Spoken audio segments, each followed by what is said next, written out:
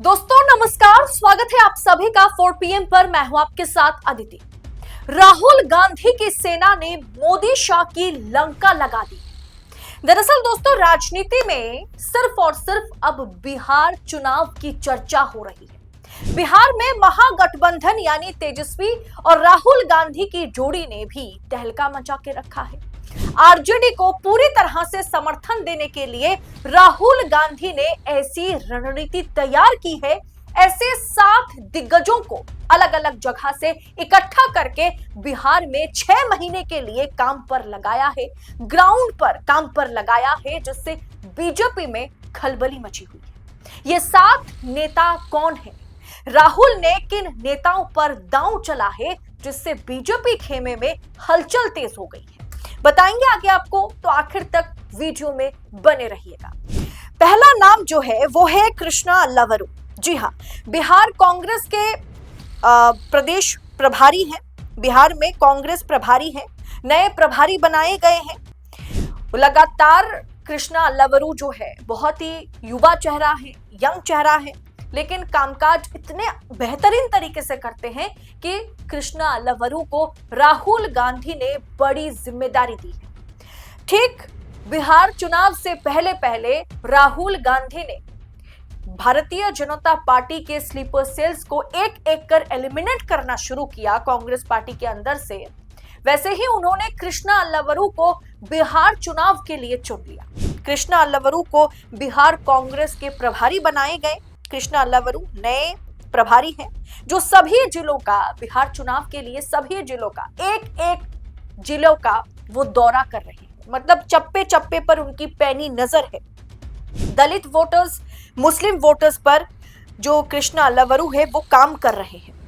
अब दोस्तों, बिहार के चुनाव की बात की जाए या किसी भी राज्य के चुनाव की बात करें तो ओबीसी वोटर्स जो है वो बहुत बड़ा फैक्टर है। दलित मुस्लिम वोटर्स के साथ साथ कृष्णा लवरू जो है वो ओबीसी वोटर्स को टारगेट कर रहे हैं कि कैसे वो महागठबंधन की ओर या कांग्रेस की ओर उन्हें शिफ्ट किया जा सके। जी हाँ, कृष्णा लवरू वो पहला नाम है जो राहुल गांधी की सेना में सेनापति के तौर पर, खास तौर पर राहुल के बहुत ही करीबी नेता के तौर पर नजर आ रहे हैं, जिन्होंने बिहार की राजनीति की पूरी जिम्मेदारी राहुल गांधी ने कृष्णा लवरू को दे दिया है। दूसरा नाम है राजेश कुमार। जी हाँ, बिहार में प्रदेश अध्यक्ष है राजेश कुमार।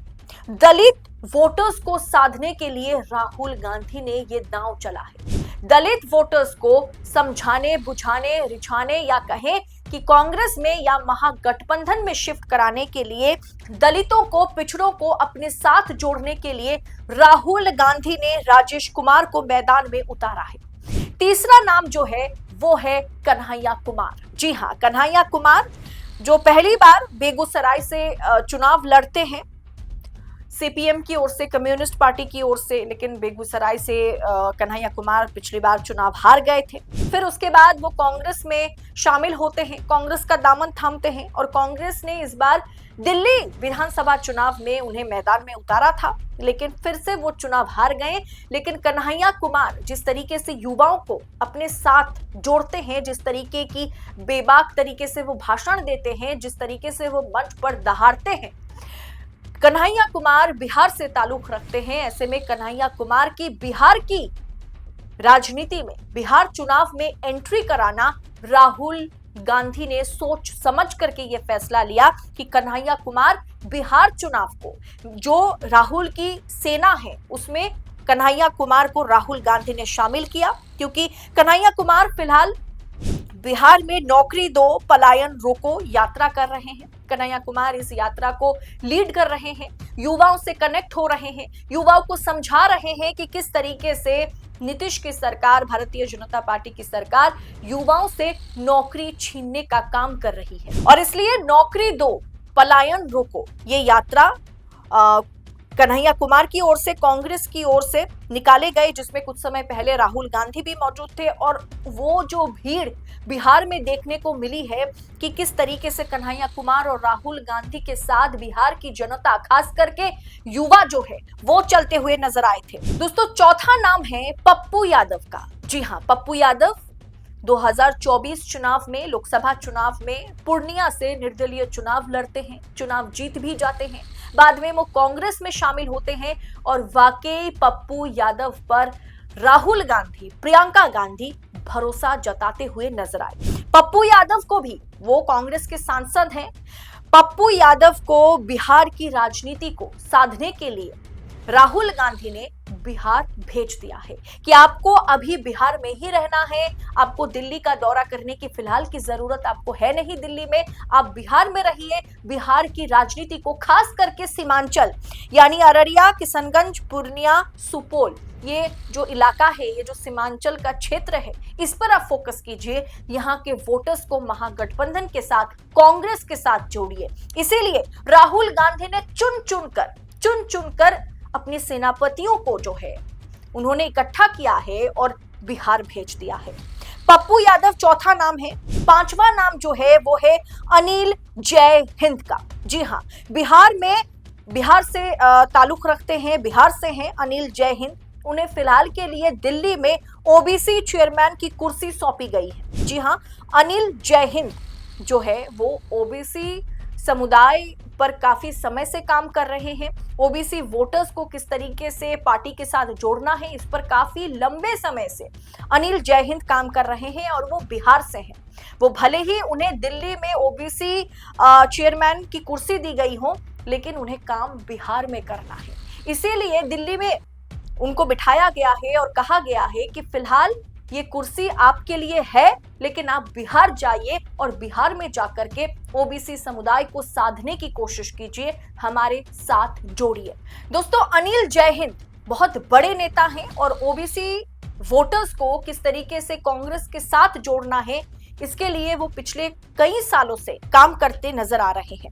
ओबीसी समाज में उनकी अच्छी खासी पकड़ है, इसीलिए अनिल जय हिंद को राहुल गांधी ने अपनी सेना में एक जगह दी है।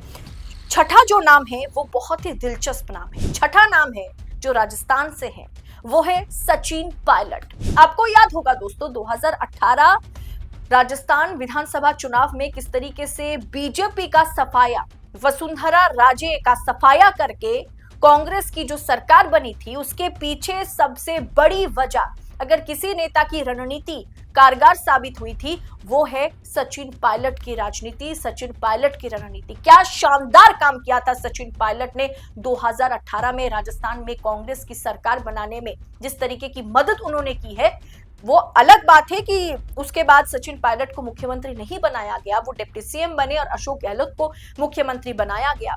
और 2023 में भारतीय जनता पार्टी की वहां सरकार बनी। कांग्रेस या अशोक गहलोत की सरकार की सत्ता वापसी नहीं होती है, इसके पीछे भी माना जाता है कि सचिन पायलट है, क्योंकि सचिन पायलट और अशोक गहलोत के बीच की लड़ाई ने कांग्रेस को राजस्थान में डुबाया है। ये कहने में कोई गुरेज नहीं है। बिहार की राजनीति में, मतलब ग्राउंड लेवल पर बिहार में, सचिन पायलट को राजस्थान से बिहार भेजा गया। राहुल गांधी ने ये जो डिसीजन ली है, इसके पीछे बहुत बड़ी वजह है, क्योंकि संगठन को मजबूत करने के लिए सचिन पायलट जैसे नेता की जरूरत है। और अब जितने भी नाम देखेंगे दोस्तों, ज्यादातर युवा चेहरा है। ज्यादातर नेताओं की उम्र जो है वो 35-40 से लेकर के 50-55 के बीच का है। अब दोस्तों, जो सातवां नाम है वो उत्तर प्रदेश से है। नाम है प्रियंका गुप्ता। जी हाँ, एक फीमेल को यहाँ पर मौका दिया गया है। राहुल गांधी ने प्रियंका गुप्ता को मौका दिया है। बहुत ही शानदार बोलती है। गोदी मीडिया के प्लेटफॉर्म पर, तमाम मीडिया प्लेटफॉर्म पर बेबाकी से कांग्रेस को रिप्रेजेंट करती हैं। कांग्रेस की स्पोक्सपर्सन है प्रियंका गुप्ता। अब बिहार में किस तरीके से मीडिया के साथ कांग्रेस को काम करना है, किस तरीके से कांग्रेस किस तरीके से मीडिया के आगे खुद को रिप्रेजेंट करेगी, इसके लिए प्रियंका गुप्ता को बिहार भेजा गया है। जी हाँ, यूपी में प्रियंका गुप्ता हैं, यूपी से लेकर के प्रियंका गुप्ता को बिहार भेजा गया है। सचिन पायलट को राजस्थान से बिहार भेजा गया है। अनिल जय हिंद को दिल्ली से बिहार भेजा गया है। पप्पू यादव जो दिल्ली में सांसद हैं, उन्हें बिहार भेजा गया है। कन्हैया कुमार दिल्ली में ज्यादातर समय रहते हैं, उन्हें पटना जो है भेजा गया है। कृष्णा लवरू को बिहार भेजा गया है। राजेश कुमार को बिहार भेजा गया है। यानी कुल मिलाकर के देखा जाए तो राहुल गांधी ने ये जो 7 दिग्गजों के साथ अपनी सेना का गठन उन्होंने किया और राहुल की सेना ने मोदी शाह की लंका ढाने के लिए बिहार में एंट्री कर लिया है। अब देखना यह दिलचस्प होगा, ये सातों दिग्गज क्या कमाल कर पाते हैं बिहार चुनाव में। फिलहाल राहुल गांधी की इन तमाम सेनापतियों पर, राहुल की सेना पर, इस फौज पर आपकी राय क्या है? क्या राहुल गांधी ने वाकई इन सातों का जो चयन किया है वो एकदम सटीक है? आप अपनी राय कमेंट बॉक्स में हमारे साथ शेयर कीजिएगा और ऐसी तमाम खबरों को, राजनीति और राजनेताओं से जुड़ी खबरों को पाने के लिए 4 PM के साथ बने रहें। फिलहाल मुझे दीजिए इजाजत। बहुत बहुत शुक्रिया आपका। जय हिंद, जय भारत।